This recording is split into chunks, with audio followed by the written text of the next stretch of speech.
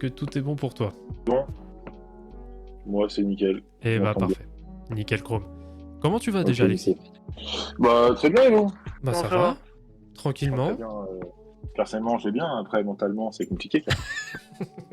C'est surtout ça le truc, quoi. Ouais, bah c'est vrai que pour le coup, la nuit a été compliquée pour les fans des Très Lakers. dur. Bon, bah on va revenir du coup sur le match. On va débriefer. Alors, je pense que bon, on va débriefer quand même sur le match qui est passé. Mais je pense que ce sera peut-être aussi le meilleur. Enfin, on va en profiter pour faire un petit peu une légère rétrospective un peu de la saison et voir un petit peu aussi ce qu'on voit de l'avenir des Lakers, parce qu'il y a quand même pas mal de questions qui vont se poser.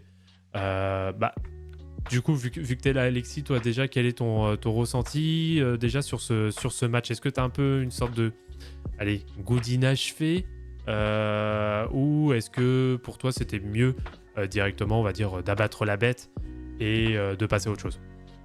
Bah, en vrai de vrai, un sweep, ça fait jamais du bien. Ouais, Surtout quand t'as LeBron James dans ton équipe en plus. Tu sais que ça va être encore plus médiatisé. bien sûr. Donc ça fait très mal. Donc en vrai, non, on aurait aimé prendre au moins un match. Après, on savait très bien, je pense que 3-0, même si on prenait le match, on retournait à Denver, il y avait peu de chances qu'on prenne le match. Donc au pire, ça aurait fait 4-1. De toute façon, Ouais. la saison est finie, donc un match de plus, un match de moins, on va dire. Ça aurait été juste pour l'honneur, on va dire. Mais non, ouais, mais par rapport au match, un LeBron monstrueux, vraiment énorme. Surtout en premier carton. Ouais. Premier carton, je revoyais LeBron de la bonne époque. Tout Où à je me fait. disais que, en fait, il se cachait un peu dans les matchs où il se reposait pour vraiment le dernier moment tout donner, entre guillemets. Et après, je me suis douté que, à son âge, au bout d'un moment, ça va être compliqué. Il peut pas jouer, parce que première mi-temps, il joue 23 minutes sur 24, il sort quasiment pas. Et il sort que à la fin, je crois, où il joue énormément. En plus, à très haute intensité. Donc, c'est très compliqué de suivre un rythme comme ça. Ouais. Donc, ouais, à la fin, ça s'est un peu essoufflé malgré tout. Il finit à 37 points, il me semble. Au Donc, total, ouais, alors il met 21 points dans le ah oui, non, premier oui. quart. Et Oui, c'est ça. il termine à 40 points. Il est à 40 points à Donc, voilà, 15 c'est sur ça. 25 au C'est tir, ça. 10 rebonds, 9 passes, 2 interceptions. Pour une C'est balle ça, ouais. Donc, perdue. il met seulement 9 points. Il met seulement 9 points dans le dernier quart par rapport à 31 dans le premier. Ouais. Donc, oui, il a touché moins de ballons, mais il y avait aussi de la fatigue. Je pense qu'il demandait moins les Mhm. ballons parce qu'il sentait que ça allait plus, quoi, tout simplement. Non, ça s'entend, hein. Et, et même, on voyait que même défensivement ou de base, il est un peu, des fois, il se laisse un peu aller. Là, vraiment, il se la cassait vraiment. Mhm. Donc, ouais, je pense que par rapport à LeBron, il a fait son match. Je pense pas il pouvait faire non plus plus au vu de l'équipe, comment dire, de la performance de l'équipe à côté, Ouais. à vrai dire. Surtout, un AD, offensivement, on va pas se mentir, très décevant. Euh, Vraiment, sur cette série, très déçu. Ouais. Très déçu. C'est. Et c'est Ah. pas que sur ce match-là, on va dire, c'est sur la. Si, il a mis un match à 40 points, mais, Ouais, ouais. Mais mais sinon, à part ça, rien, vraiment rien du tout.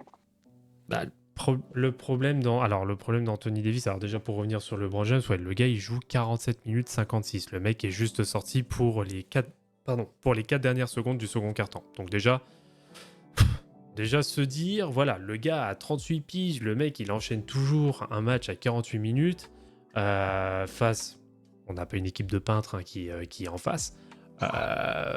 Voilà, ça impose quand même un minimum le respect. Mais voilà, c'est aussi symptomatique et ça en dit beaucoup aussi sur les Lakers, c'est que ça montre aussi leurs limites et ça dit clairement, bah voilà, pour espérer, parce que là on parle d'un match qui s'est joué à une possession, pour espérer prendre un match à Denver à ce niveau, bah t'es obligé en effet d'avoir un LeBron. Et d'ailleurs c'est je sais plus qui dans le chat qui avait dit il y a quelques jours, je crois que c'est Jean Mur d'ailleurs, qui avait dit de toute façon pour les Lakers, pour espérer remporter un match, il faudrait au moins un LeBron ou un AD à 40 points. Bah voilà, on a pour le coup l'analyse était très bonne. Et, Ouais, ouais. et voilà, malheureusement, je pense que c'est plus en effet les Lakers peut-être qui se sont sabordés parce que collectivement, voilà, on a peut-être un voire deux joueurs à chaque fois qui sortent un peu du lot côté Lakers. sur la série, mais malheureusement, ça n'a pas été, on va dire, l'effort collectif qu'on pouvait attendre et qu'on a eu le droit justement sur toute la seconde partie de saison et même sur les 2 premières séries. Donc, je sais pas, de ton côté, toi, Rafik, un peu l'analyse aussi que tu as sur cette série des Lakers. Pour moi, en fait, j'ai l'impression que depuis le Game 3, on surcote on surestime ce que font mal les Lakers et on sous-estime ce que font bien Denver. Je m'explique. Pour moi, j'ai l'impression le responsable de cette défaite, le plus grand responsable de la défaite des Lakers contre Denver, c'est les Lakers, c'est pas Denver. Et j'ai l'impression qu'on oublie que Denver est peut-être juste plus fort que les Lakers. Et ok, 4-0, c'est violent. Et moi, franchement, même même des Lakers avec les meilleurs ajustements in-game, les meilleurs ajustements entre les games et des meilleurs soirs, pour moi, il y a 4-2 max Denver. Voilà, c'est 4-0, il y a plein de matchs, ça s'est joué à que dalle. Je suis d'accord que Anthony Davis doit faire mieux, le mec il a 30 ans. Normalement il est dans son prime, il doit faire mieux, notamment offensivement, défensivement. Je pense que pour ces playoffs il n'y a pas de grand chose à lui reprocher, mais offensivement clairement il doit être plus dominateur que ça. Il est un peu, des fois il a toujours ces passages où il est un peu soft.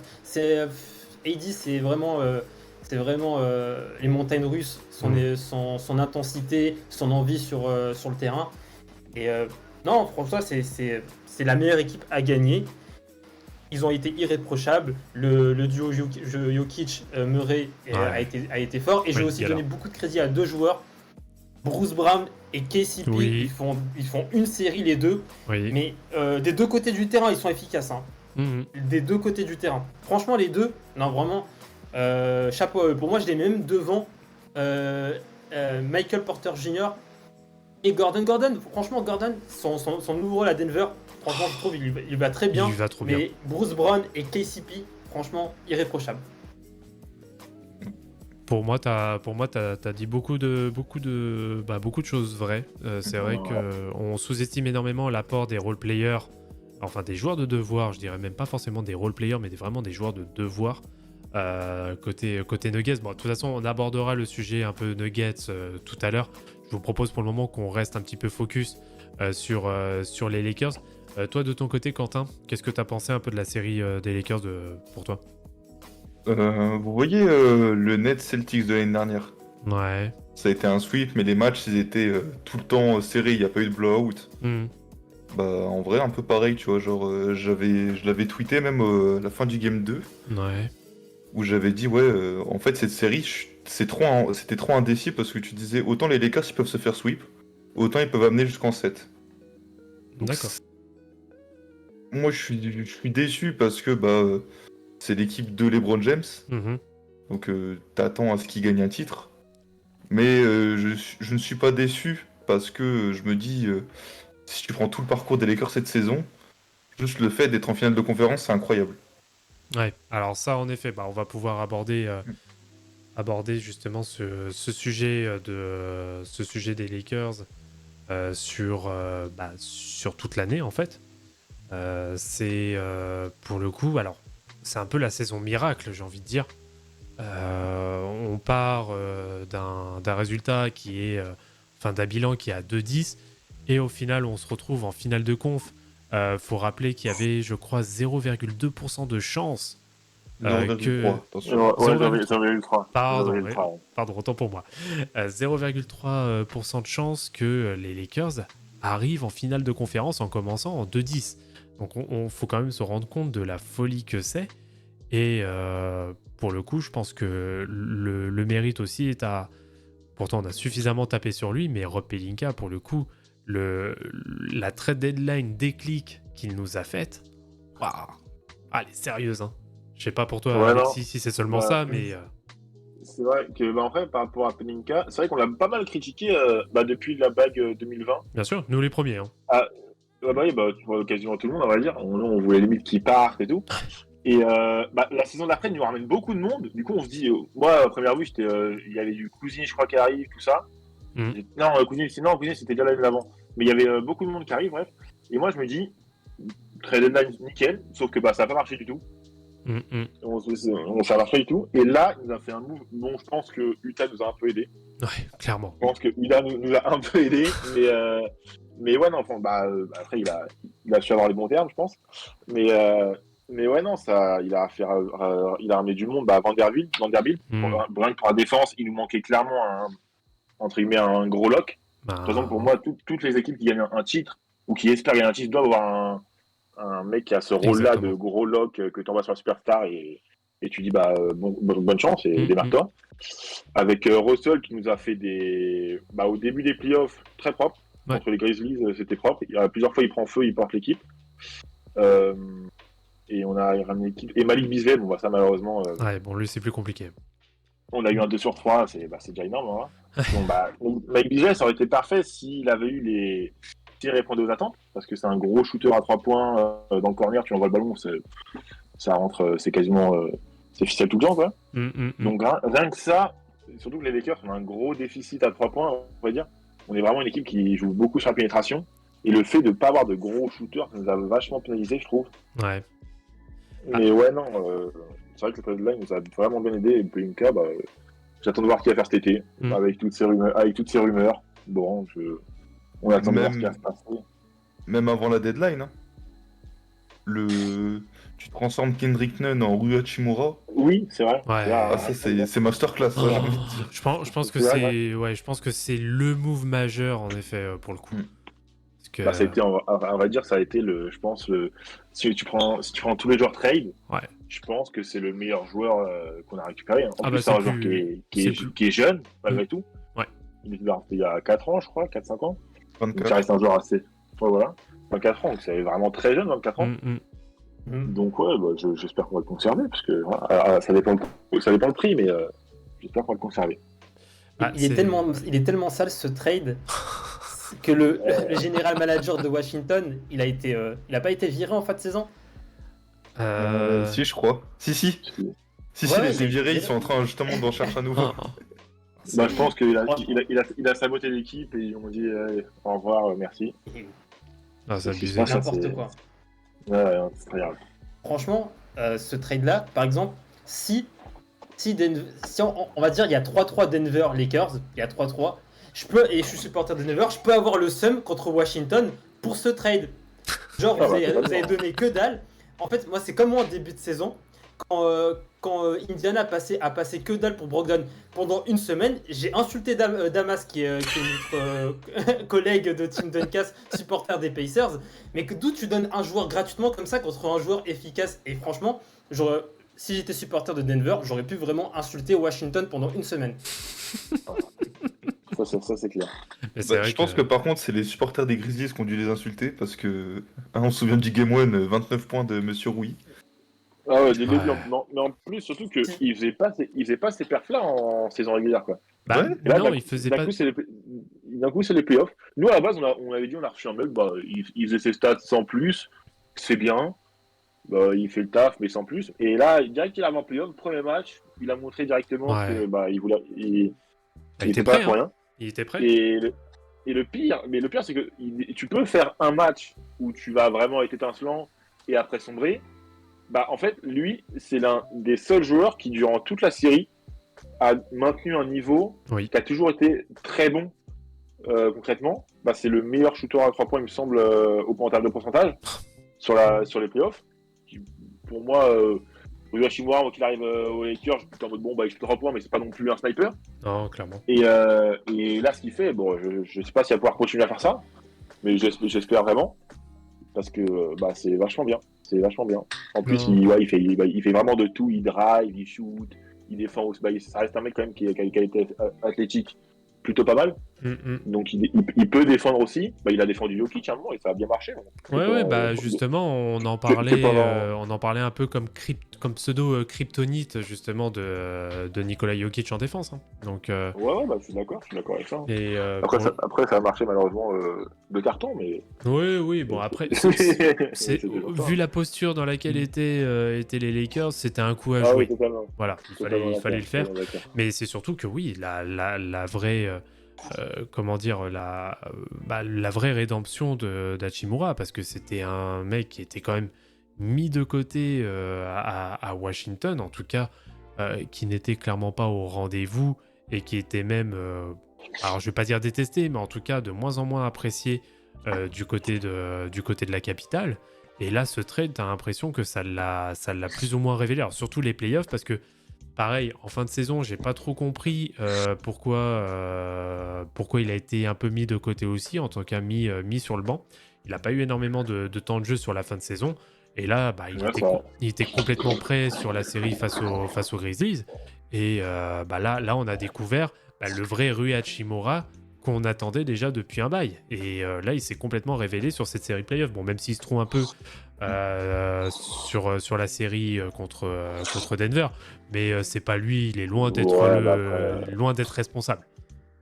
Totalement. Bon, après, comme il l'a dit tout à l'heure, Denver, je pense qu'il était vraiment au-dessus. Ouais. Déjà, il y a Jokic, MVP.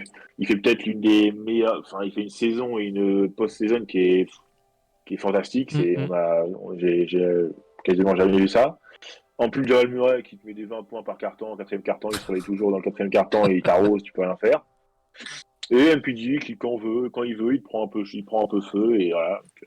Au bout d'un moment, non, je pense qu'ils étaient juste plus forts. Ils ont un collectif qui a été construit d'année en année. Et ça prouve que, comme quoi, des fois, les super teams, ça marche pas tout le temps. Après, tu as une vision court-termiste ou moyen-termiste et des équipes qui ont une vision long-termiste. Et c'est le cas de Denver. Et bon, on reviendra sur le sujet tout à l'heure.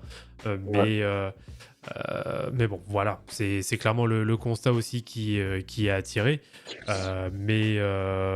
Du coup, pour la suite des événements, on va aller un peu vers l'avenir. On va arrêter de ressasser un peu le passé maintenant. Là, pour les Lakers, c'est simple. Si tu as une objectif, parce que maintenant, vu que tu as été en finale de conférence, là, l'objectif, c'est à la fois de passer la finale de conférence et pourquoi pas gagner le titre l'année prochaine. Quels seraient les moves, les ajustements, une philosophie peut-être à apporter supplémentaire? Qu'est-ce qui serait à faire là côté Lakers pour encore plus step up et pouvoir être vraiment d'entrée de jeu dès le début de saison, comme un vrai contender, en fait, considéré comme un contender? Pour moi, il y a, on va dire, 2 ou 3 points vraiment importants. Déjà, il faut un pivot. Il faut un pivot qui. On a Mamba, mais il a été blessé. Après, il y a David Ham qui l'a pas fait jouer aussi, donc je pense que sur sa forme, ça a joué. Ouais. Même si là, ils ont dit qu'il était présent pour le Game 4, mais c'était sûr qu'il n'allait pas joué. Tristan Thompson, d'ailleurs, que j'ai pas mal aimé malgré tout. Il a fait des trucs, je pense que c'était que l'histoire d'un soir, mais c'était quand même pas mal. Mais ouais, non, sur l'avenir, un pivot. Aller chercher un pivot, un bon pivot qui tient la route. Quitte à limite mettre un peu d'argent, même si je pense qu'on n'aura pas l'argent à en mettre, malheureusement. Pour le coup, vous allez rire, mais le match de Tristan Thompson hier soir, il était pas dégueu. Ah ouais, non, totalement. Non, il était bon. Il était bon, hein. C'est ça. Après, je pense que c'était vraiment, il a eu de la hargne sur 10 minutes, il a tout donné. Bien sûr. Et voilà. Mais après, un pivot qui me fait ça chaque match 10 minutes, je prends. Ah, bien sûr, c'est précieux, hein. Limite le garder en remplaçant du remplaçant. Quand tu as par exemple un AD qui est blessé et du coup faut prendre un peu de minutes. Carrément.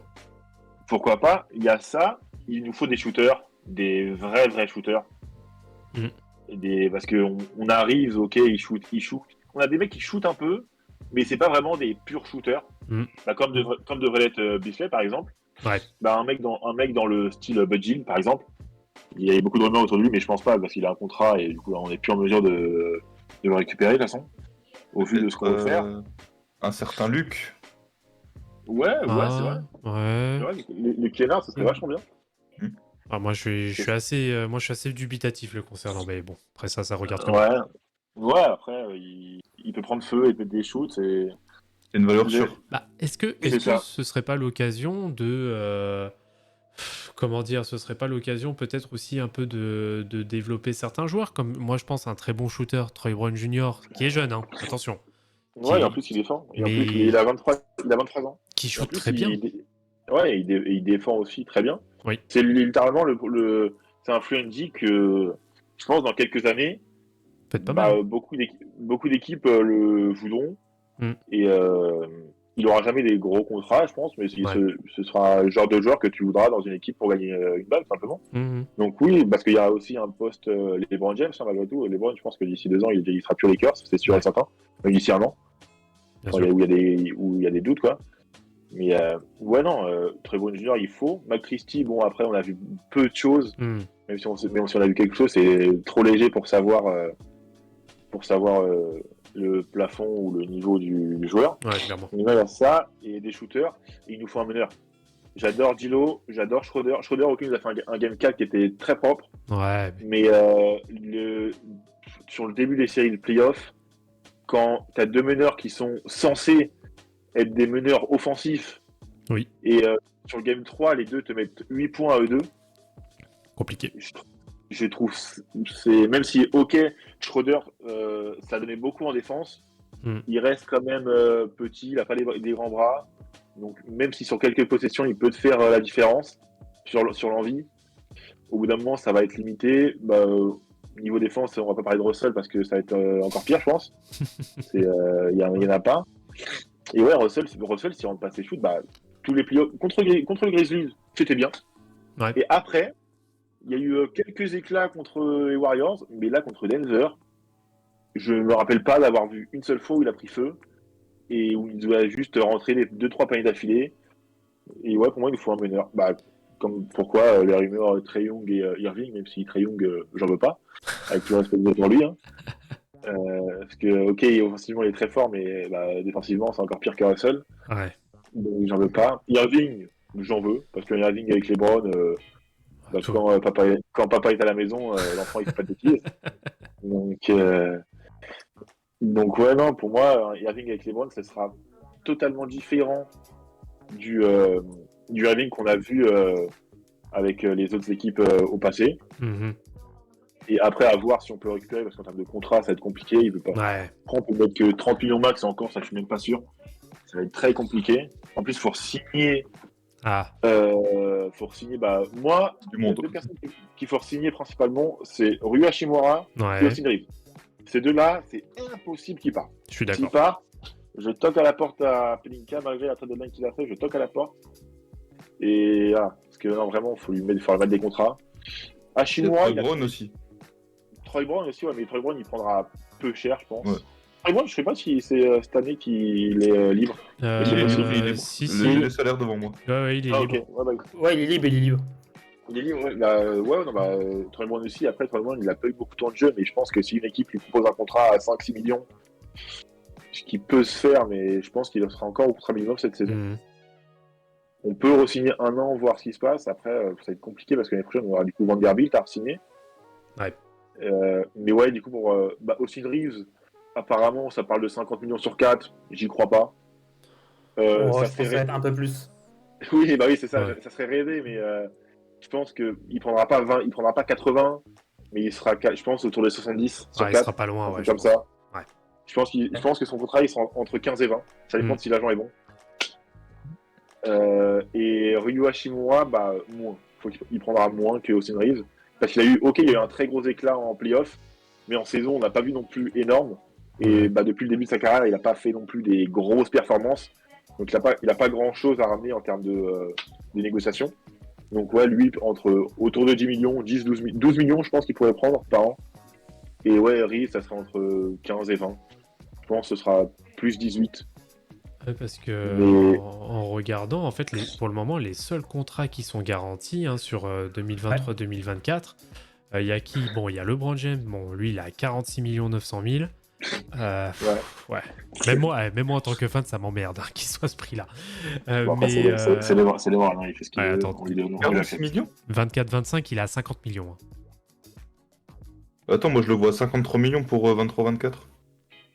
Non, il a 40, il a Non, 47, 46. 46,9. Moi, je suis à 46, 46,9. 46 900 et 2024-2025, il est à 50 652. Purée. Bah, Et en bah, player du coup, ils option. sont forés sur Basketball Référence parce que je le vois à 53 millions l'année prochaine. Va sur Spotrac. Et Moi aussi, je suis sur 65. je le vois à Ouais. 57 millions en player option. Non, c'est 50, non, c'est 50 millions parce que derrière, il peut. En fait, le truc, c'est que là, à 50 millions, il sera à 35% de la masse salariale, ce qui est le maximum. Ouais. Donc bon, c'est du détail, on va dire. Donc il y a Bah, LeBron après, James, il y a Anthony Davis, Malik Beasley. Alors Anthony Davis 40 millions, Malik Beasley. Ouais. Alors ça c'est Flash. team option. Si tu veux, on la refuse ou moi j'avais une idée mais qui est peu qui je pense pas ça se faire, c'est tu le gardes, tu lui acceptes son contrat Ouais. et Une trade. tu l'envoies dans un trade où justement par exemple si admettons on veut trade un Trae Young par exemple, il faut Ouais. du contrat. Ouais, bon, Et tu mets après signing est-ce trade, que c'est accepté, je pense pas mais pourquoi pas. à voir, ouais. Donc Et après ouais, il y a mais lui. mais je pense qu'on garde pas. Et dans le package, potentiellement, tu mets un Mobamba aussi avec. Oui, voilà, tout ce que tu veux plus. Hein. Et par contre, moi, je garderais quand même Vanderbilt. Hein. Ah, Vanderbilt, Vanderbilt, il lui reste un an encore, mais je crois que c'est une team option ou je sais plus. Dans tous les cas, on va la Ouais, je crois. Ouais, je sais pas. Bon, c'est pas grave. Donc, il y en a un, mais- moi j'ai envie de poser la question. Ouais. Looney Walker, ça reste ou pas? Lonnie Walker, moi j'aimerais. Je suis côté Lakers, moi je le garderais. Hein. Bah, en fait, moi, le Walker, c'est un joueur que j'aime beaucoup. Ouais. Et qui a, on va dire, depuis la trade deadline, il a perdu tout temps de jeu. Ouais. J'ai pas spécialement compris pourquoi, à vrai dire. Surtout qu'en playoff, tu fais jouer les gens. Bien sûr. Mais, enfin, en playoff, en saison régulière, pardon, tu fais jouer les gens. J'ai pas compris pourquoi d'un coup, il a eu plus aucune. Alors que, enfin, il faisait une saison assez correcte. Quand même. Il faisait une bonne saison. Ok, lors de la trade deadline, il a fait quelques matchs un peu moins bien. Et après, il y a eu des nouveaux joueurs, il fallait se réhabituer, etc. Son début de saison, lui aussi. Ouais, bah il était pas mal. Hein. Ah bah oui, début de saison, on était en mode. C'est le sauveur. Mais, non, mais c'est vrai que j'ai pas trop compris le pourquoi du comment. Yes. Mais ouais, oui, il faudrait le re-signer. Après, je crois que lui avait une mid-level exception. Ouais, tu le remets, ouais. Après, à voir si tu peux pas gratter un autre joueur qui pourrait plus te satisfaire dans l'effectif. Genre un meneur remplaçant qui, je sais pas dire, enfin, pas dire un mec comme Rouillot, mais un peu dans ce style-là, un peu vétéran, qui a de l'expérience et qui peut qui peut clairement t'aider à tenir le ballon quand tu gagnes de 15 points, à pas te faire remonter. Un mec comme ça qui peut te calmer le jeu, trouver des passes et tout. Un mec comme ça, je trouve que ça peut être vraiment bien. Donc je pense que Lonnie, je pense pas qu'on le gardera. Même s'il faudrait, mais je pense qu'on le gardera. On a d'autres besoins. Au poste d'ailier, on est assez. Donc je pense pas qu'on va le garder malheureusement. Ouais. Au poste d'ailier, franchement, je pense pas. Okay. Je pense vraiment pas. Bon, bah à voir. Bon, sachant qu'en plus, en plus la marge de manœuvre pour le coup pour les Lakers est quand même assez limitée. Donc ouais, là, il va falloir être malin sur l'intersaison pour le coup. Surtout que tu veux recruter un gros joueur, quoi. Ouais. On va voir si Irving il va venir. Mais quand même plutôt. Il veut pas ça parlait pas de mid-level l'année dernière pour Irving. Ouais. Ça parlait pas de 15 millions pour DeRozan il y a 2 ans. Ouais. Ouais. Bon. À voir pour côté Lakers, déjà, on va voir si LeBron prend sa retraite ou pas. Qu'on rigole un peu. Oh, en vrai, je pense que c'est de la com. Oui, c'est de la pure com. Ça, moi, je pense aussi que c'est de la com. N'oublie pas mon scénario. Je pense qu'il a... Je pense qu'il va quand même prendre un peu de repos dans le sens où je pense que début de saison, il sera pas là. Je pense qu'il va se faire opérer. Déjà à sa cheville. J'espère qu'elle s'est opérée. Parce que c'est bien, mais le voir se tenir la cheville à chaque double pas qu'il tente. Ouais, parce que faut aussi rappeler, de base, LeBron, quand il se blesse au pied, c'est censé être une blessure de fin de saison. Hein. Faut le rappeler. Le mec a 38 balais, il enchaîne un match à 48 minutes en phase d'élimination avec un pied en moins. Un peu de respect. C'est un cyborg le type. Hein. Ouais. Des fois, il y a des choses que la science ne peut pas expliquer. LeBron James. Ouais. Mais non, pour ça, je pense qu'il va se faire opérer. Je sais pas combien de temps il va prendre, mais moi, limite, qui est-ce qui prenne un peu plus de temps pour que ça revienne bien, qu'ils prennent. Et de toute façon, si LeBron revient à un niveau avant blessure, on ira en playoff. J'ai pas de. Même si on y va comme là, même si là on va en play-in, et voilà, c'est pas un souci. De toute façon, les équipes, pour gagner la bague, faut les affronter, donc j'ai pas de souci avec ça. Ça marche. Yaz, il a une solution, je crois, pour le poste de meneur. N'en parle même pas. Tu veux un Kylori à 30 millions, là? Ouais. Il a dit on vous le prête gratuit. On vous le prête gratuit. Gratuit, même ça, je pense pas que je le prends. Je demande des pics avec. Aïe. Bah écoute, ça marche. Bon bah maintenant tout le bien qu'on souhaite pour les Lakers pour l'année prochaine, surtout pour LeBron. Non, bah après je pense que voilà, la saison a été quand même de grosses montagnes russes pour les Lakers. Donc voilà, moi je pense sur une globalité, je pense pas que ce soit faut quand même être sacrément de mauvaise foi pour dire que c'est une saison, c'est une mauvaise saison, en tout cas que c'est une saison décevante. Vu de la physionomie, voilà, moi je trouve que c'est très compliqué de la juger comme décevante. Certes, en vrai, au vu de notre début de saison en 2-10, le simple fait d'aller en playoff, voilà, déjà rien que ça. À partir d'aller playoff, les playoffs c'était que du plus. Ouais, bien sûr. En plus, vu forcément, comment c'était serré à l'ouest, ouais, tu m'étonnes. C'est ça. Forcément, on va en playoff, donc on a LeBron James, Eddie, on était en forme monstrueuse, donc on voulait aller plus loin. Tu gagnes une série, après tu te dis, tu vises forcément la bague. De toute façon, les playoffs, tu les joues pour la bague, tu les joues pas pour autre chose. Donc ouais, non, franchement, très content malgré tout de la série des Lakers, enfin de la saison des Lakers. Pelinka, merci. Et ouais, non, on espère qu'il y aura des moves cet été qui vont ramener des joueurs intéressants. Peut-être pas forcément des superstars, mais des joueurs qui tiennent la route, qui sont réguliers. Et je pense que rien qu'avec ça, on peut peut-être on peut devenir contender. Bah écoute, c'est tout le mal que je vous souhaite et que je souhaite une nouvelle fois de LeBron James. Bah écoute, affaire à suivre du coup pour les Lakers. Est-ce que vous avez, Rafik ou Quentin, est-ce que vous avez quelque chose à rajouter avant qu'on libère notre cher Alexis? Juste une question pour Alexis. C'est qu'est-ce qu'il en pense, enfin qu'est-ce que tu en penses de la saison de Darvin Ham et qu'est-ce que tu penses aussi de ses playoffs? Est-ce que pour toi c'est un coach sur lequel miser dans les prochaines années ou t'es plutôt déçu de lui? En vrai de vrai, on peut pas être déçu d'un coach qui n'a entre guillemets jamais coaché. C'est un coach qui est arrivé, c'est surtout un ancien joueur, donc forcément les joueurs comme ça, il y en a plein. Mais il y en a qui réussissent, d'autres non. Mais je vais pas être déçu. Après, forcément, j'ai des réserves par rapport à lui. La saison, il y a eu des choses qui étaient un peu douteuses. Les playoffs, ok, il y a eu des choses mieux. Les playoffs, c'était clairement mieux, on va pas se mentir.